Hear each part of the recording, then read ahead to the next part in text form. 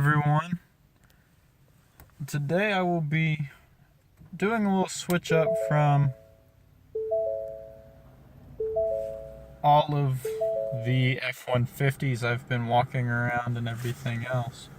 Today I will be doing a 2018 Ford Mustang. As you can see, we've got all these gauges. I'm going to walk through a couple of things. I'm not going to take you through everything because this is the premium package and it will do a lot. So I'm just going to walk you through a couple of things. This is a very cool car. At 6'3", I can still sit in here. Yes, I can drive this car if I really wanted to.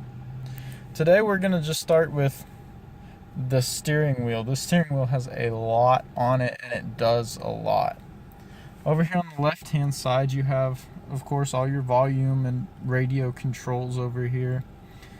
This is opposite of the F-150, but that's okay, it's not a truck. I'm going to probably reference the F-150 a lot because I grew up around trucks, that's what I know. But that doesn't mean that I'm particularly against this Mustang at all. It is a very sleek car that can get up and go, which is what it's designed to be. Over here on the right side we have all of our different screen controls as well as your hands-free. And over here on the bottom left we have all of your cruise control settings. Over here on the bottom right we have all kinds of crazy stuff. Of course we have some hands-free options here, as well as the ability to turn the radio on and off and choose which source it's coming from. Also have this is the button for your navigation. Push that up here on the screen in front of you, in between the gauges. You have the option to choose your home once you have set where your home is, where you've been before, favorites, points of interest nearby. I'm a little hungry. Press OK. Shows all the restaurants nearby Great America Ford. Also have fuel, hotels, ATMs, all the basic things you would need if you were traveling, didn't know where you were, didn't know where things were around you. Push this little back button here, take you back to this home screen.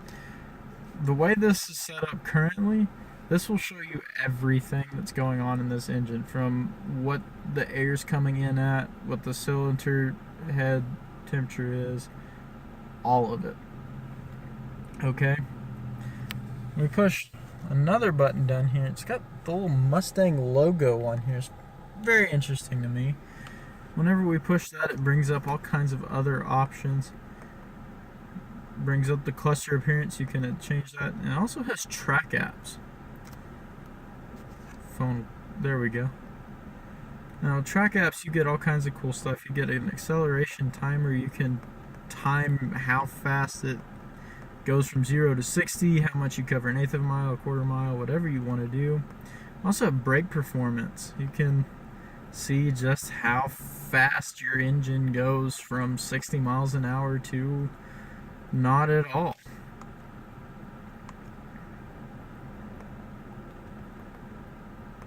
Also, of course, you have line lock, so if you're launching off, you want to race this bad boy, you definitely can. You even have a lap timer on here.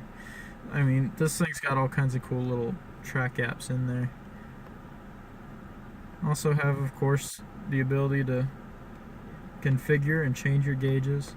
Also have My Color, which allows you to make the gauges whatever color you want. I'm not going to mess with that because I don't want to personalize a Mustang that somebody's eventually going to buy. So you can see this car only has 170 miles on it. It is a brand spanking new Mustang.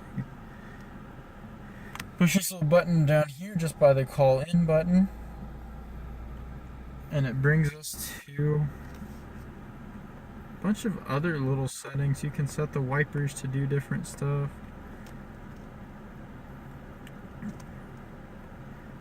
Have all your tire pressure, have all your fuel info coming in. Right now this is showing 15.5 miles per gallon, which isn't too far off as far as what Ford has this fuel mileage rated as for the city. It's rated with 23 miles per gallon average. And that is because this is the Ecoboost engine. Now, I'm going to talk about that for just a second. Everybody goes, oh, it's a 4-cylinder. But it's one of the most powerful 4-cylinders you're ever going to meet. It makes 310 horses and 350 foot-pounds of torque. Now, 310 horses is a lot of ponies in a corral, just to let you know. Go back to our settings. We also have some advanced settings. You get to set up your vehicle alarm, lighting, all different stuff with the locks. You want to turn the remote start off for whatever reason, you can. Like I said, this thing's got a little bit of everything. My favorite two things on this right now, though, is we look at this interior. When Ford made the newer Mustangs, they did it with an aircraft cockpit in mind. That's why you get kind of this machined aluminum on here, and you get little switches for your hazards, for your traction control. Also, you have these two, which are the fun ones.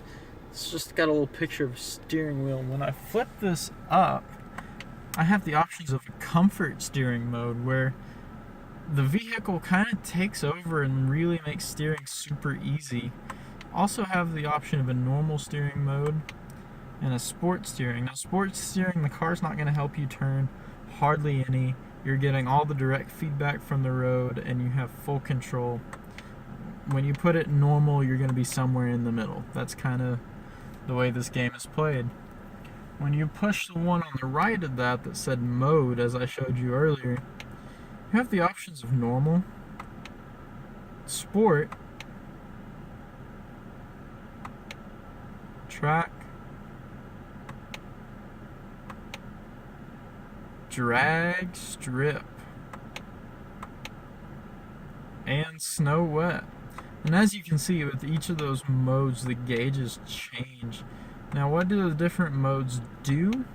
Well, whenever you put it in something like sport mode, which is going to be your best chance of getting all you can out of this engine, instead of having a little bit of lag as the automatic transmission shifts, or even as you use these cute little paddle shifters that stick up just barely over the steering wheel, instead of having just that little lag in the middle of the shift where you lose torque and you lose time, this vehicle will actually power through that shift so you don't lose anything.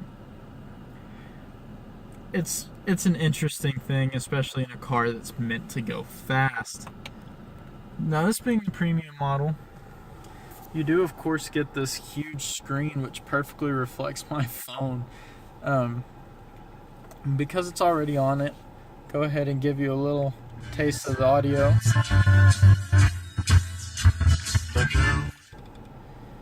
So the radio in this thing does work. Of course, it's a coupe, it's a small space, it better sound good. Also have nice touchscreen audio controls. It's pretty responsive, including a heated steering wheel on a cold day. Move on over, you do have the ability to connect your phone. Apparently somebody on a test drive or something has already connected their phone once, but it's pretty easy to delete that and connect yours whenever you buy this. Of course, you have navigation. It does come with apps, and of course you have the ability to customize everything. That's one of the best things about a Mustang, is that you can customize it and make it whatever's best for you. So we move down, we also have some more radio controls, even a chance to an eject button for the CD player that's kind of hidden down in here. So we come on down, this being the premium model, you do have heated and cooled seats. I'll kind of nice little flip that up, change the passenger side, change mine. It's all pretty nice and easy. Like I said, it's got that aluminum, it kind of flips, it's modeled as after an airplane, and going down the road, especially once you get over 90 miles an hour, this car does feel a little like an airplane. Also get this nice little shifter, which whenever we shift it in reverse, we do get that rear view camera, just so you don't accidentally back in anything with your new Mustang. Come on down, we do have just a little bit of storage here in the Mustang console. Not a lot, but I mean, you can put some stuff down in there. Ford's basically found everything that they can to give you a chance to put stuff somewhere. Got a little place to put your phone right here in front of the shift knob, including some places to plug it in so it can charge. You've got these little map pockets, which actually go back farther than what you just see right here. And Ford used every inch of space they could for storage, including this, which, I don't know, you could put something in there.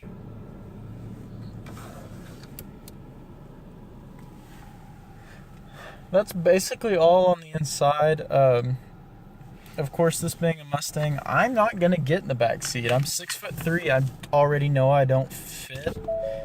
And since I'm having to kind of do this from a point of view perspective on my phone, you guys aren't gonna get the hilarity of me getting in and out. But I will hop out, give you a little view of the back seat. It's a pretty typical Mustang seat, you know, cushion, kind of. Really, the back seats are almost the same as the front, you know, nice bucket seats. The back seats in a Mustang aren't made to haul somebody every day. They are really just kind of an emergency kind of thing if you really need them.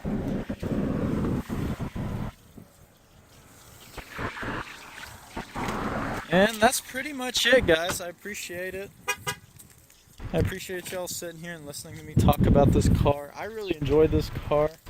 This one does have the performance package, which gives you a limited slip axle, and it gives you this big wing on the back. It gives you a couple of differences in the brakes, and even these black rims. Like I said, guys, it's a very cool car. It's very slick, and it will go fast whenever you need it to. Thank you again for listening, and have a great America Day.